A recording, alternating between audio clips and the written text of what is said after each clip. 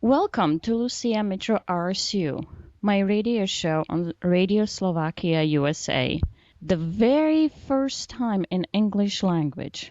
The show will be transcribed and translated to Slovak language. Today's guest is so very close to my heart, and since she is in Hong Kong, she's 12 hours ahead of Eastern Time, I can honestly say she's speaking from future. She had trying childhood, got sick with cancer, had a near-death experience, went to heaven, decided to come back, and brought the heaven back with her. In her own words, I had a choice to come back or not. I choose to return when I realized that heaven is a state, not a place. It is a true honor to introduce you to amazing soul, author of the book Dying to Be Me, My Journey from Cancer to Near Death to the True Healing. Beautiful Anita Moorjani. Anita, welcome to my show. Wow, thank you so much for that beautiful introduction. Thank you. I'm so touched. It's my honor. Anita, I first saw your interview with Lilo. I immediately felt the great connection to you. Then I inhaled your book in probably 2 evenings. It was almost shocking to me how much we have in common. I have to tell you, I cried the whole time. This is really the must-read book. Oh, wow. Can you please tell us a little bit about your childhood? Sure. My childhood was quite trying in some ways. On the one hand, I had a very loving family, but on the other hand, because I was brought up in what I would call a third culture, so I was a minority in terms of my ethnicity, my race. I'm Indian, my parents are Hindu, and I was brought up in Hong Kong, which is predominantly a Chinese city, but my parents sent me to a British school where there were mostly British children. So at school, I was picked on and teased quite a lot because I was different from the other kids. I had darker skin and everything, so I was picked on by the other children quite a lot. Then as I got older, I started to integrate more with the Western kids and my peers as I got into my late teens. My parents wanted me to have an arranged marriage, and by that time I'd become quite westernized in my thinking, so I started to rebel against their ideas because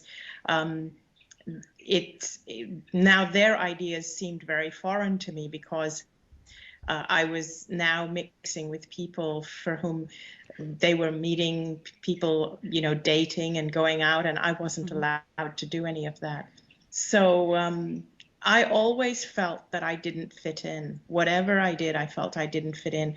Eventually, I listened to my parents, and I had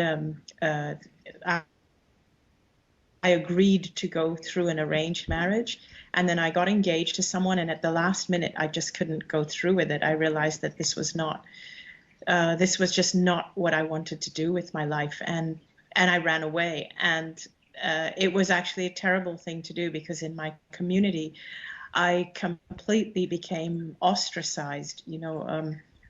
All the people in my community, not just in Hong Kong, I grew up in Hong Kong, but Indian people, Hindu people all over the world had started to hear the stories of this girl who defied her parents and ran away from an arranged marriage. So when my parents, if they tried to arrange, because I was only engaged, I hadn't got married, but if they tried to arrange a marriage for me with any other boy, nobody would agree. Like no parents of any of the sons would even agree for their son to marry me because I was the one with the bad reputation who had run away. So, Oh so my.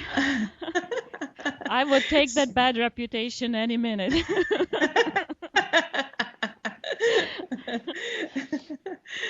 So basically, I spent my whole life feeling that I wasn't good enough, that I didn't meet anybody's expectations, and I was always apologizing for who I am. I always felt unworthy, undeserving, that I had to try harder, I had to work harder at being better, at being more domesticated, at being more Hindu. So I just lived a lifetime of just feeling that I wasn't good enough. And I find it so interesting that you said you related to my story. Wow. Well, I grew up under communist regime, raised by Wow. communist people, and being sensitive to spirits and to metaphysical field, where in a community that didn't share my experiences or knowledge, so I didn't have anybody to guide me or to help me to understand what's going on with me. I couldn't go to church because church, of course, it's completely against that. I couldn't go to my Yes. parents because they were communists and they had to be quiet, otherwise we'll be sent to somewhere to Siberia. Oh. So in that that sphere, that's why I felt I understand what you've been going through, because in a different way, but I felt not being good enough, being something wrong. Everybody was, Yes. my own mother told me that I'm probably mentally sick or something. So I completely understand the feelings Yes. that you had, being powerless, being worthless, being scared, being not good enough, something Yeah. wrong with me. So And it's a very lonely place, isn't it? You feel that you're different from everybody else. That's what I've always felt, that I was different. I never fit in anywhere. Nobody understood me. correct. Not to have one person to actually share your experience. It's very lonely, different, but I was always felt inferior. That Yes. I am being different is not that bad, but being different and feel inferior, like Yes. that's really not a good place to be, especially for a child. Exactly. So, but looking back now, from what you know now to your childhood, how do you feel about that now? Now I feel I wouldn't change anything, everything. I feel my entire life, everything I went through is a gift, because where I am today, in fact, for every single one of us, where we are at any point in time, it's the accumulation of our entire life. It's the accumulation of everything we've done, every decision we've made, every thought, every emotion, and it's the accumulation of every experience, every event, and that brings us to where we are at this point in time. And I wouldn't change anything. That's what's interesting. And I mean, when I was a child, actually when I was a teenager, and when I was being bullied really, really badly, I even once considered taking my own life. I thought it's not worth living. Mhm. And but today I think, wow, it's so amazing to be alive and to be able to look back and to know how to help other people. It really, I feel strong. I feel it's given me the experience I need to do what I need to do now. Mhm. Yes, it's amazing, and this is amazing message to everybody who's struggling right now. Because even if you're struggling at this moment, looking back, this is the lesson that we need to learn. And it's something as a gift that we can use in our future lives. I was always asking teachers, metaphysical teachers, like, why do we have to go through the pain? And they told me you have to go through the pain to understand the people you need to help. So Yes. even the experience you had to live through, it gave you a tool, it gave you a gift to be able to help now, because you understand exactly what these people going through. And you are multilingual too, right? Yes, that's right. So it's amazing that it was amazing for me to read where you live and what you experience, because you went through the clash of the beliefs. Yes. You experience different beliefs, and now it gives you more tools to be able to help, just because you understand that. So this is absolutely amazing, beautiful looking back now. Yeah, it's really nice to look back. Really.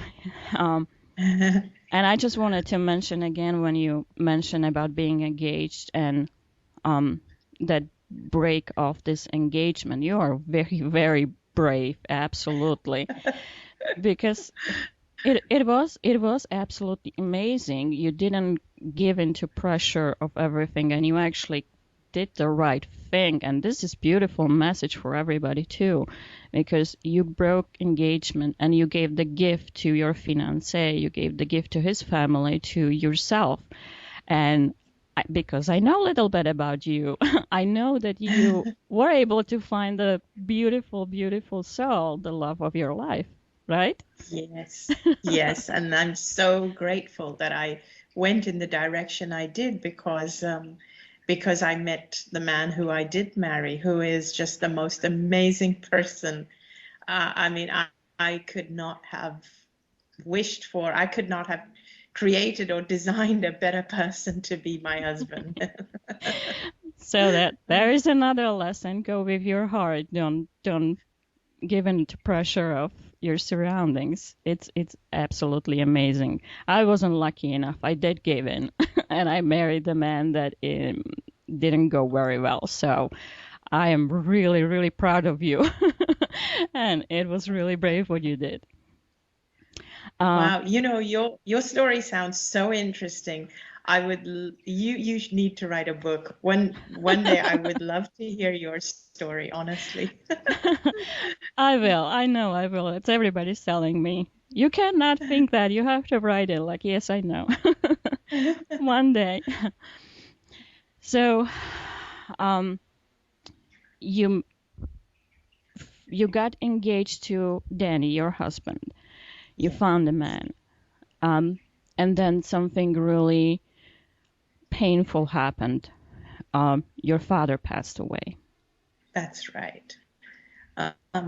My father had been, like he had spent all my adult life trying to get me married. And then finally, when I got engaged, and then my father, he had a little bit of bad health, he was diabetic and all, but it wasn't anything too serious. So it came as a shock to us, where one morning my father was in India, and he was there to see some Ayurvedic doctors, but it didn't seem serious to us at all. But one morning I got the phone call from my mother, and she said, "Your father's gone. He went in his sleep." And, she was like really tearful, and she called me and said that to me. And so I was shocked. And I was in Hong Kong. My brother was also in Hong Kong. And so the both of us, we just packed our things and we flew to India to be with my mother. And we had the funeral there, and then we threw his ashes in the river. But I was very, very sad, because although my father's relationship with me was quite rocky, in that he was always trying to arrange a marriage for me, and I was always very rebellious. Even when I was younger and I wanted to go abroad to study, he was against it, because he didn't want me to become so independent that I wouldn't get married. He didn't really want me to become a career woman or anything like that. He had very different values and different ideals for me. So he often found that I was quite stubborn and rebellious. And so even though we had a difficult relationship, now I was engaged, I was about to get married, we were planning our wedding.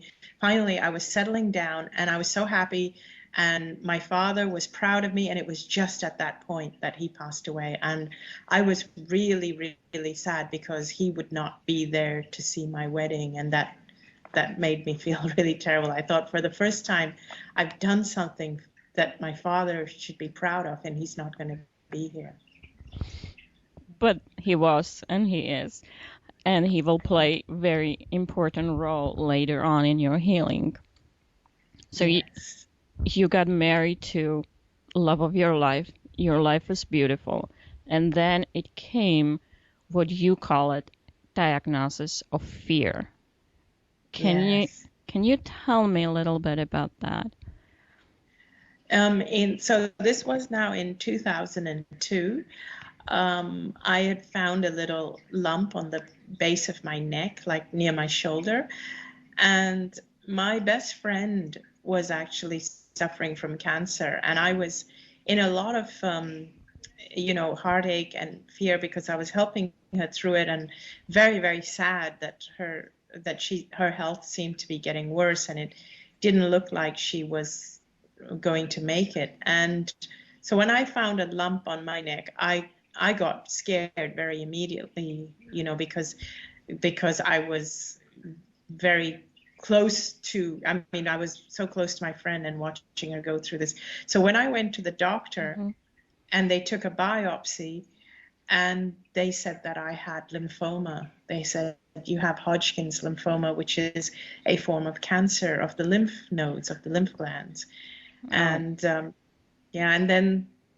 and of course I got it was really shocking for me, because in addition to my best friend, my husband's brother-in-law, that means my husband's sister's husband, had also been diagnosed with cancer about 6 months before that.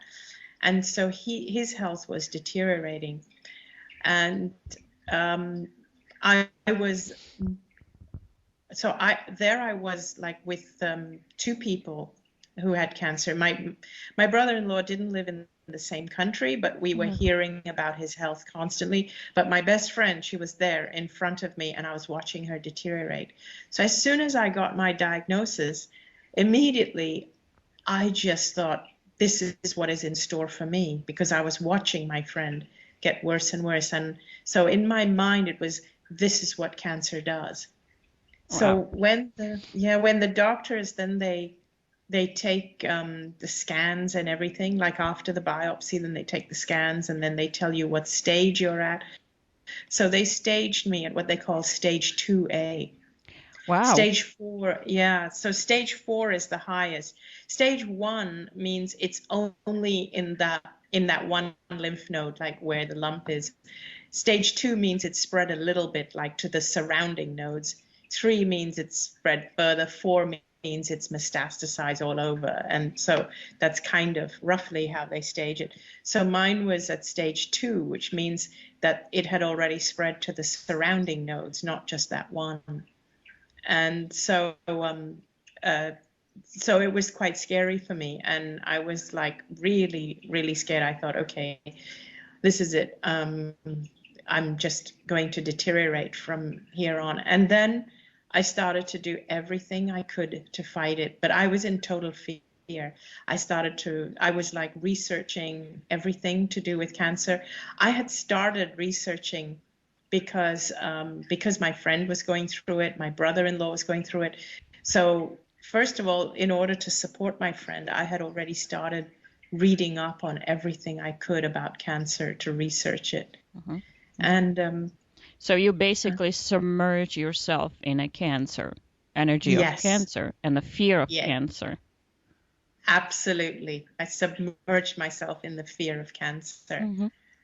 So even when after my diagnosis, it was almost like I was expecting that result, when I had that lump. It was not even a 50-50 in my mind. I mean, it was like, of course it's going to be cancer, because I had already started reading about it to support my friend, and I was already exposed to it so closely, like all the time, almost 24 hours every day. Wow. Watching two people deteriorate. So when they diagnosed my lump, it was almost like it was not a surprise for me. And wow. So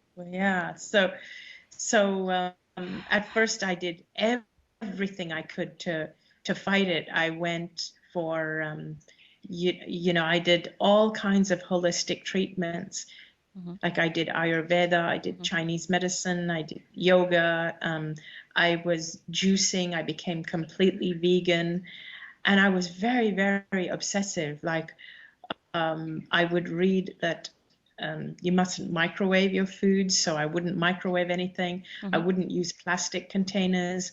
I ate only organic. We grew our own wheatgrass, and so I would have wheatgrass juice every morning, wheatgrass shots, and so on, you know. And so I was like very obsessive about my diet. I was just following everything that I would read. I was taking a lot of supplements, herbal remedies, supplements, and so this, you know, this just kept going. And then my friend passed away, and that was a real, you know, it really shocked me and hurt. I was very, very upset by that. It really affected me very, very deeply, because she was my best friend. I'd known her for a long time, many, many years, since we were very young. And then, yeah, sorry, go on. No.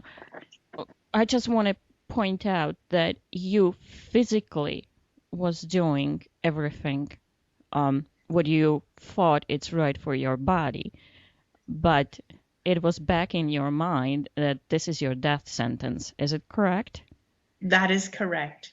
I was doing everything, you know, out of fear, just to stay alive. But in my mind, I felt cancer as a death sentence. And then, even more so, after my best friend passed away, and then a few months later, my brother-in-law passed away. Oh my God. Yes. And so then I absolutely was convinced that I was going to be next. Yeah, that's what I'm trying to teach my clients, is that the one thing is doing physically everything possible and telling everybody that they wanted to stay, but until they actually make a decision to heal, it could happen, but it's very hard to happen. So you've been with that diagnosis of fear for about 4 years, is it correct? That is correct. And, you know, both of them were being treated in absolutely the best hospitals with the most expensive medication and diagnostic tools that money can buy. Wow. And still, they both did not survive. And that is what really, really scared me. It made me believe that medicine cannot cure cancer, which again adds to the fear, is that when you know that in medicine they don't have a cure for cancer, because they actually always say that we are still finding the cure. We still, you know, everybody says that, oh, my dream is to one day find the cure for cancer. And you know, the numbers for cancer is going up, not down. The number of deaths, I mean. Correct. The survival is not, the figures are not getting better with the development of medicine and diagnostic tools and all that. People are still dying of cancer. So for me, this was all very, very scary to think that medicine cannot cure cancer and so on. So I lived in that fear for 4 years. Wow. Yes. So then you, as I read in your book, you deteriorate very, very badly, to the point that you were in a wheelchair. You were basically getting fed. And then it came to one night that your husband thought, that your family thought that this is the last night, or medical community told them that this is your last night, and you were wheeled in the best hospital. Yes. Yes. So by that point, I had actually gone into a coma, and I weighed about 85 pounds. I was very, very, I was like a skeleton, and I had open skin lesions, like my skin had opened up, because during the time as the cancer progressed, excuse me, my skin would become very, very itchy, and it developed like basically something like rashes, and then eventually they kind of open up, and then I had fluid in the lungs, so I couldn't breathe properly. I would choke. Every time I lied down, I would choke. So I always had to have pillows behind me so that I couldn't lie flat. And I always had a low-grade fever. I had an oxygen tank permanently connected to oxygen, even though I was being cared for at home by a full-time nurse. And then on the morning of February the 2nd, I was in a coma. I didn't wake up in the morning. And my body became swollen, actually. So my husband called the doctor right away because he got a real shock when he woke up in the morning. And the doctor said to rush me to the hospital straight away, and he would meet me in the hospital. And when my husband rushed me to the hospital, the first thing the doctor said was that my organs had now shut down, and these were my final hours. And so I was wheeled to the hospital, and then the oncologist, there was an oncologist who's one of the top oncologists here in Hong Kong. I had never seen him. He had never seen me before. So my doctor had contacted him to say that there's this case, this person's coming in, could you come and see her? So I was already in a coma. And when the oncologist saw me, she said that, I'm really sorry, it's too late. There's nothing we can do. Wow. So basically that was it. I was there to die, you know, and they still put tubes in me and things. They still tried to get more oxygen into me and things like that. But I was completely in a coma. Wow. But unknown to everybody around me, I was actually aware of everything that was happening. I didn't realize that I was in a coma. I was actually aware, and I was actually feeling really, really amazing and free, like I was free from my body finally. So you were kind of trying to figure out why is everybody so sad when you're feeling good. Yes. Is it correct? Yeah. Yeah, everybody was so sad and stressed out, and for the first time I was feeling amazing. Like I was light, I was free, I didn't need my wheelchair, there was no more pain, I wasn't having trouble breathing. It was just incredible. Now, many people explaining that state like they are floating above your body, but you had a different experience, correct? Yeah, mine was a little different in that it didn't feel I was in one place. It didn't feel like I was above my body.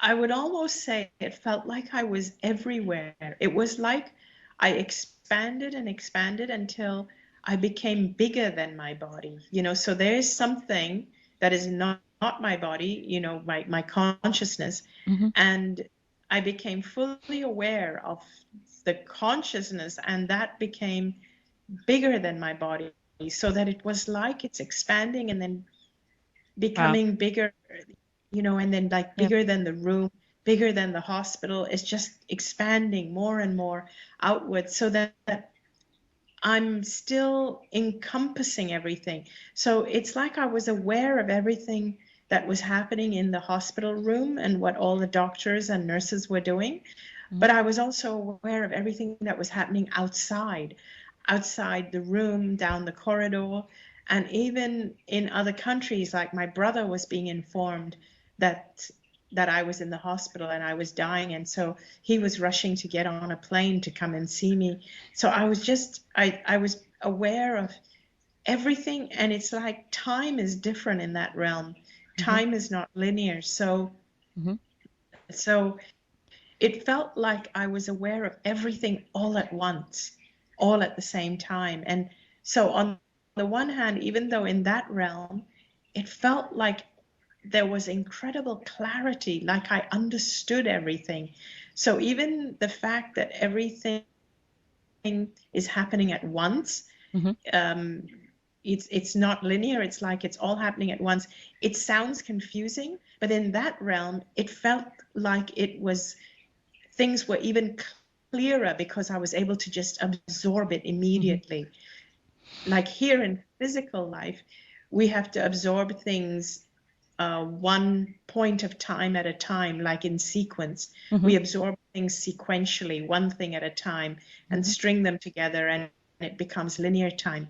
In that realm, it's like all at once. It's just, I just felt like I absorbed everything in one go, and it's really hard, so hard to explain, and yet in that realm, everything felt so clear, like I understood everything. Yeah, there's just some experience that you have to experience. You cannot explain to other people in words, because words doesn't cover. You cannot find the right word. Yeah, exactly. Exactly. So, and yeah, I'm sorry. Go ahead. No, this is amazing message too. Even though you were physically in a coma, you still can hear and see what everybody else is doing, the doctors, your parents, and that's what hopefully medical community get it from your message, how to act around the people who are in coma, because even though the doctors think they cannot hear it and doctors think it's not possible, it is possible. It is, absolutely is. They definitely, I know that people in coma can hear. I mean, I could hear everything they said. Yeah, everything. I'm coming across to that a lot of times. So that's why I always teach my clients, be careful what you say and what you do. They are still watching you. So even though I'm sorry. Oh, no, it's okay. I was just going to say that one other thing was that I felt that I was like surrounded or encompassed by what I can only describe as unconditional love. And to me, that was the really incredible feeling, because it was like for the first time in my entire life, I felt I didn't have to prove myself. I didn't have to do anything. For the first time, I didn't feel that I was not good enough, or that I was not spiritual enough or anything. But I felt like I was loved just because I exist, and it was unconditional. Wow. And that I had come home. I guess what all of us would like on the end of the road, or basically what we all would like to have that feeling. Like there is no money you can buy that. There is no experience you can experience it. On the end, I think bottom line, we all strive to get to that point, to feel unconditional love. That's all of us would like. So that was actually, I was heading that way, that even though it's to our physical brain, it thinks should be overwhelming, it was complete opposite. It was the most freeing feeling you can ever feel. Yeah. Oh gosh, yes. It was just the most freeing. I mean, it was magical. Absolutely. Oh, wow. So while the doctors practically gave up on you, you had what we call near-death experience. Yes.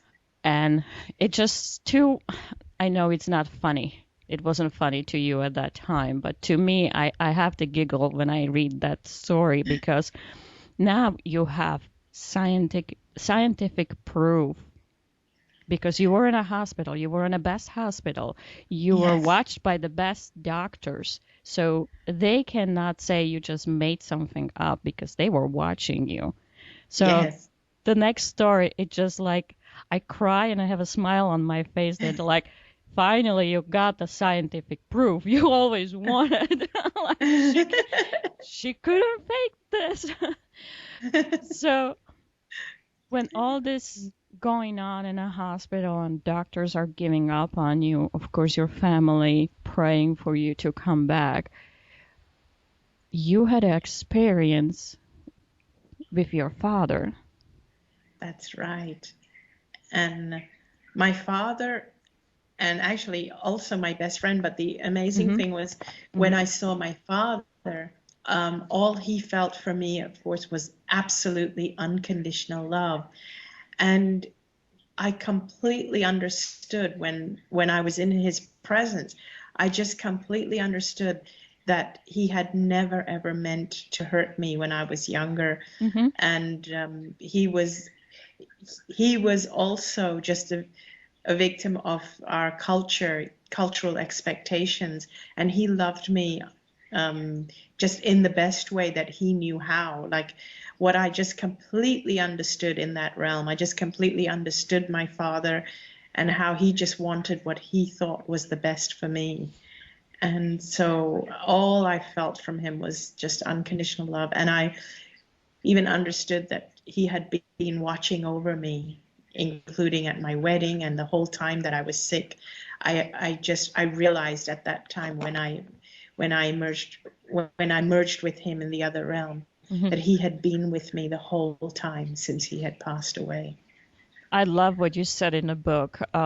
You said that your father told you, "Yes, I'm here, my darling, and I've always been here for you and Yes. your whole family." This is, I'm sorry, my father passed away too, so it's hitting close to my my life too.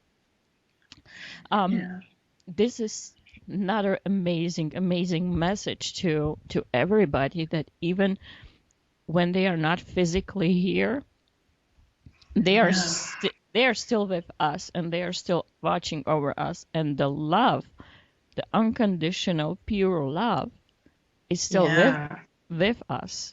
We never lose it. Yeah, absolutely, we never lose it. And I completely sensed, I mean when my friend my friend came to me even when I was in the other realm, and even with her I realized that she had been with me through my illness, and she had been with her own family as well, but she had also been with me through my illness.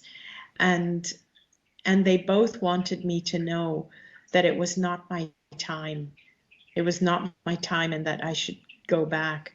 But of course, I didn't want to go back because that state was so incredible. It's like, who wants to go back to a sick and dying body? Yes. Who would like to go back when you are in heaven? Yes, exactly. Absolutely. But they, and you would be better to explain it. They showed you, right, like one of your possible futures.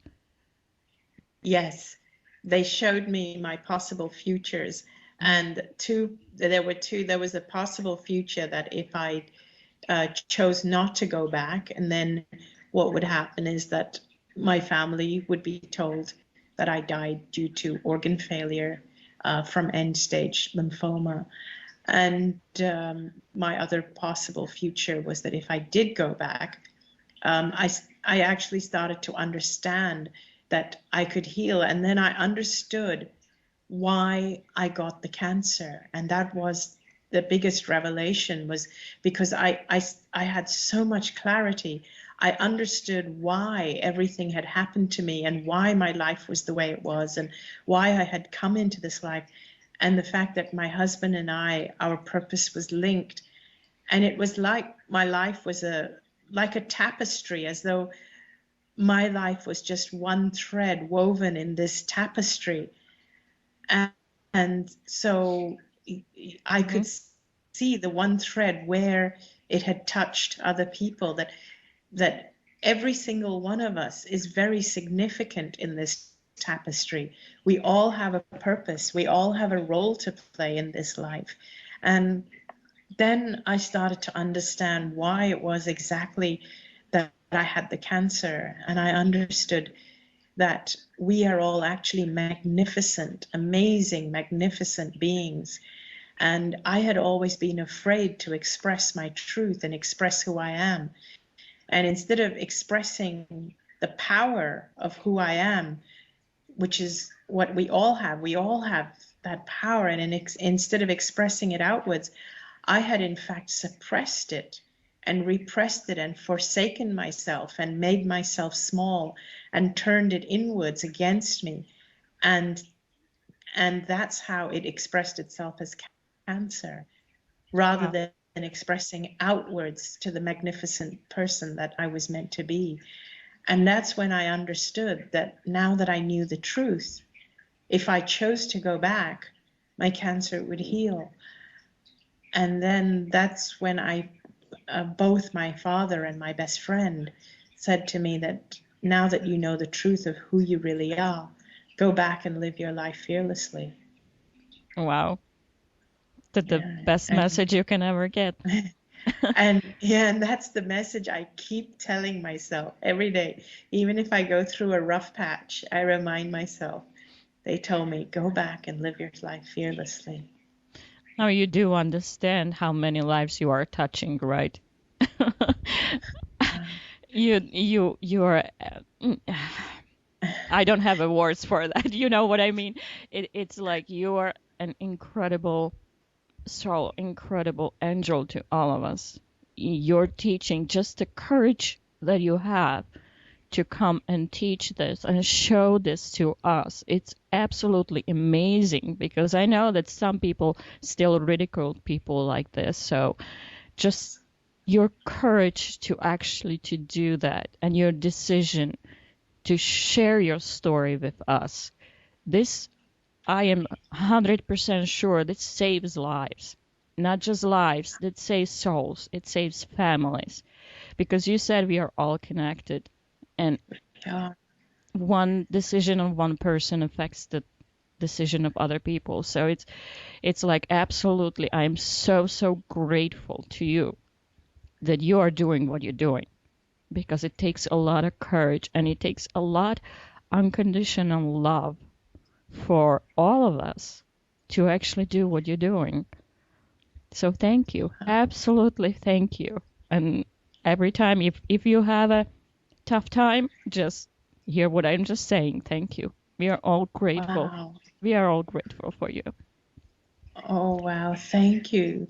You're so beautiful. You really are. And I do this because of people like yourself. I mean, people have been absolutely amazing. And for any one challenge that I've had, there have been hundreds like you, beautiful, beautiful people like you. So Oh, it's thank you. just been amazing.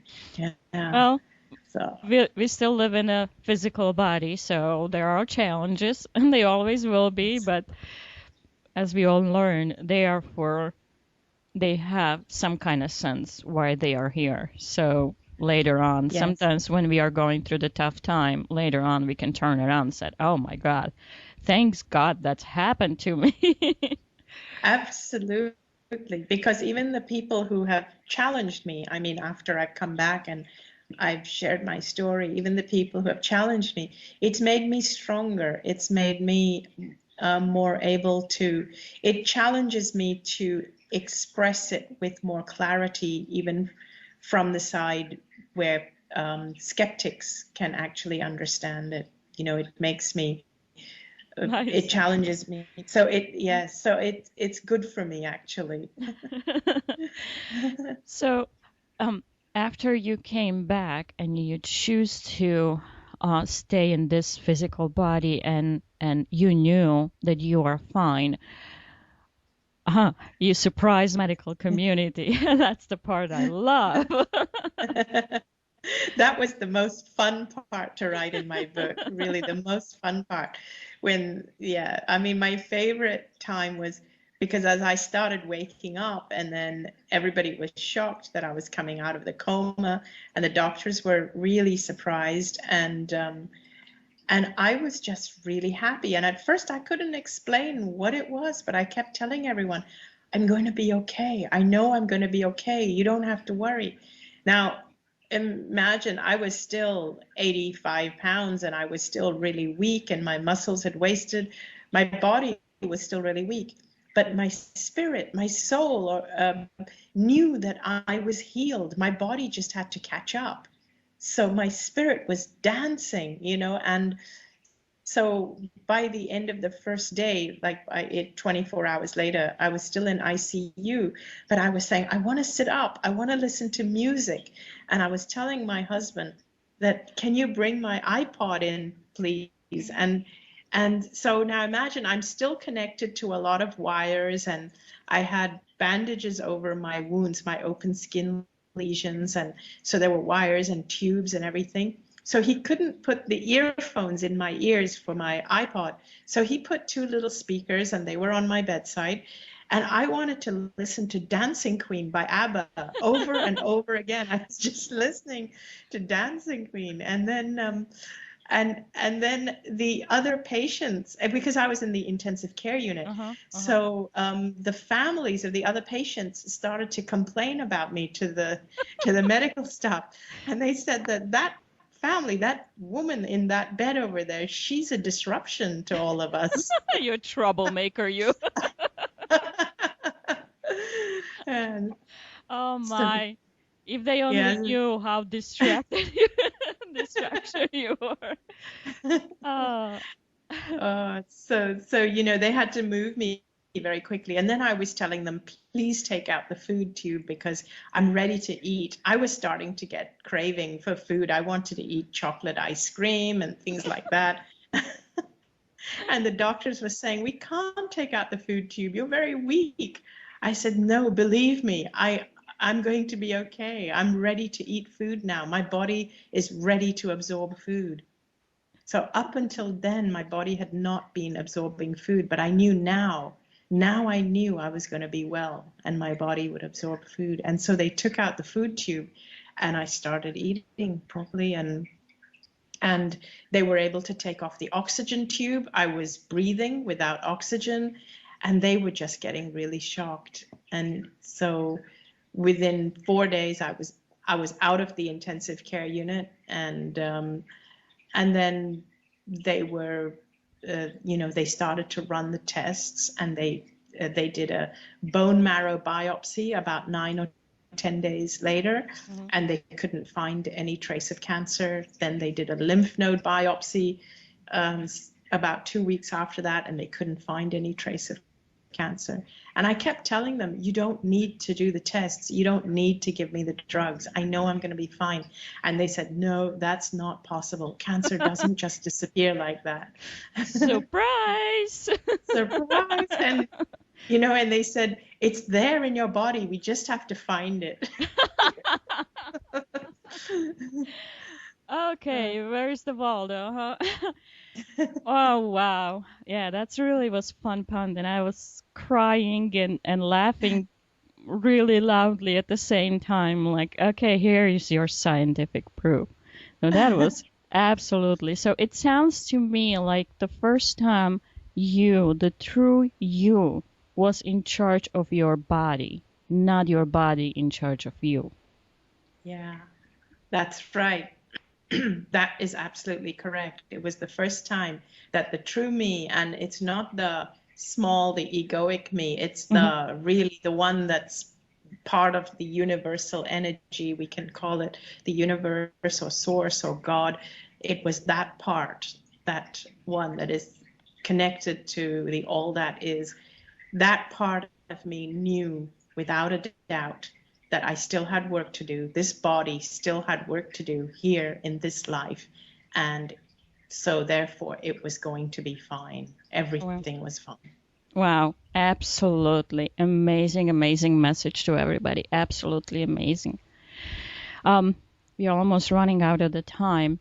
So I guess my last question, you keep telling us and teaching us to love ourselves the way we really are. And be true to ourselves.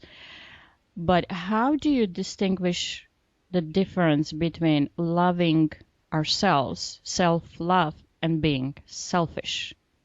Okay, I will explain that. And actually, it's quite simple. People who are selfish actually don't love themselves enough. People who genuinely love themselves are actually the most selfless and generous people. And so first of all, I want to explain that I understood the reason I got my cancer. And the reason I got my cancer was because I spent a lifetime feeling not good enough. I spent a lifetime criticizing myself, beating myself up, forsaking myself, making myself feel small so that others could be big. I spent a lifetime saying no when I meant yes, or saying yes when I meant no, pleasing people, always being a people pleaser, always trying to do what other people expected of me. And I was my own worst critic and my own biggest judge. I was also my own worst enemy. My near-death experience taught me that we're not supposed to treat ourselves that way. We are not. You know, you are an essence. You are basically a facet of this universe. You are universal energy. You are an essence of God, universal energy source. You do not deserve to be treated that way. And the more that you can treat yourself with kindness, with love, with no judgment, with, you know, hold on, don't criticize yourself.